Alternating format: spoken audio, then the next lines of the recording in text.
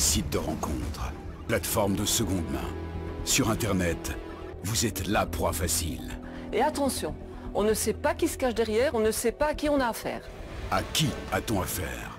À des escrocs qui feront tout pour vous soutirer de l'argent. Ce sont des gens qui sont très bien organisés. Sans le savoir, ils sont rentrés donc dans mes comptes, ils ont vidé tout, quoi.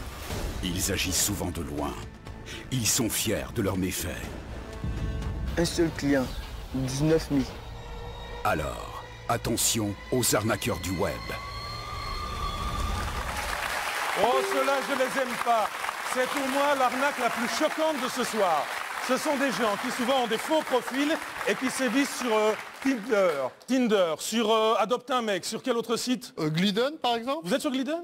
Non, pas encore, oui. Ouais. Non, quoi, Grindr, Vous êtes sur quoi, vous, Thibaut? Sur Adopte un chat, le reste, j'ai tout arrêté. Ouais, bah même, sur Adopte un chat, il y a des gars comme ça qui ont un faux profil, ils vont vous faire croire à l'amour, vous raconter Venise et l'Alhambra, sauf qu'en fait, ils vous prennent de l'argent. Cette enquête a duré des mois, nous sommes allés jusqu'en Côte d'Ivoire pour les retrouver avec Sami Hosni. C'est l'histoire d'une guitare dont on veut se débarrasser. Quelques photos, 2-3 clics, elle se retrouve sur deuxième main. 1 heure plus tard, des faux profils essayent de vous arnaquer.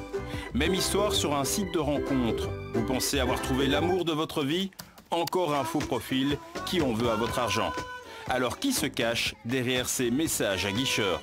Pour débusquer ces arnaqueurs, il faut faire ses bagages. Direction l'aéroport.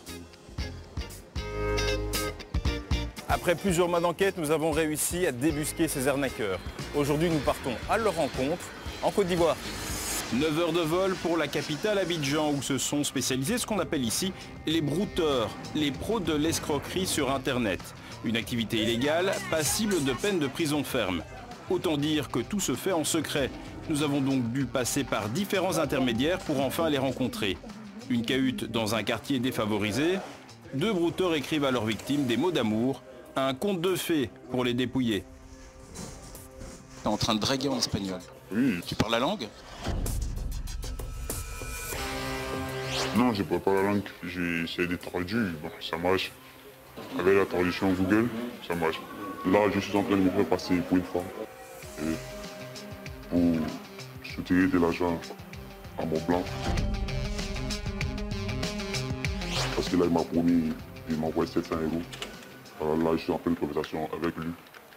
Voilà. Et là, présentement, ça marche à merveille. On envoie l'argent environ 19 heures. Ça fait plus de 2 mois que nous sommes dans cette conversation. Il faut être vraiment courageux. Hein. C'est pas facile. Tu peux faire tout ça pendant des mois et tu sors zéro, tu gagnes rien. Si elle tombe vraiment amoureuse, du coup, elle veut t'aider à te faire rentrer. Le sucre qu'elle t'envoie, tu prends, tu dépenses, tu fais tes besoins avec jusqu'à ce qu'elle comprenne que tu l'aimes pas.